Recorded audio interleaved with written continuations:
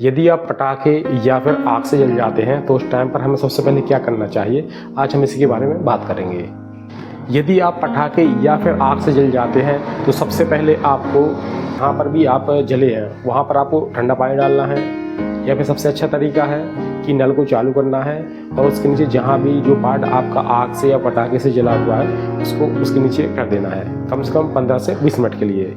इससे आपको जलन में तुरंत राहत मिलती है। हमें बर्फ़ जितना ठंडा पानी या फिर बर्फ़ से सिकाई नहीं करनी चाहिए। क्योंकि वहाँ पर ब्लड की क्लॉटिंग हो सकती है, खून वहाँ का जम सकता है, इस कारण से हमें बहुत सारी प्रॉब्लम हो सकती है।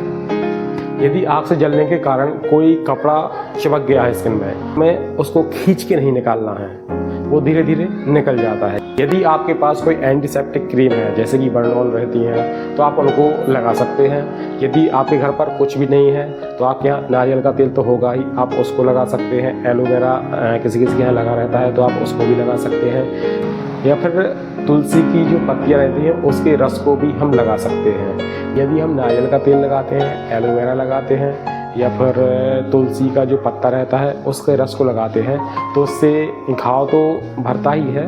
इसके अलावा जो इसके बाद जो लास्ट में जो मार्क बनता है वो इसके कारण नहीं बन पाता है।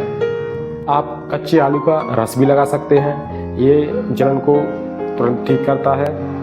हमें रुई कभी भी डायरेक्ट नहीं लगानी चाहिए। जब हम रुई लगाते हैं तो वो जो हमारा जो घाव बनता है उसमें बहुत ख़तरनाक तरीके से चिपक जाती है। जब हम इसको निकालते हैं तो निकालने में बहुत प्रॉब्लम होती है, इसलिए हमें कभी भी डायरेक्ट रुई या कॉटन नहीं लगानी चाहिए। जब हम जल जाते हैं तो फिर वहाँ पर फपोले टाइप के आने लगते हैं, तो उन जो फपोले होते हैं उनको फोड़ना नहीं है।